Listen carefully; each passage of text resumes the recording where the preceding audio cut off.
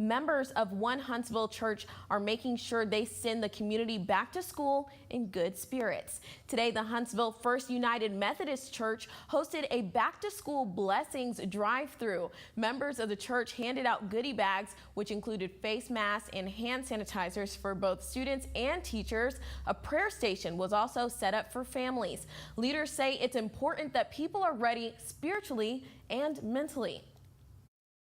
There's a lot of pressures out there from what's going on in the world. We want them to be raised with that love of Christ that changes things.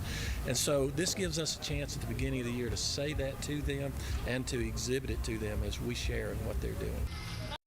Leaders also accepted donations for one of their mission partners, Morris Elementary School.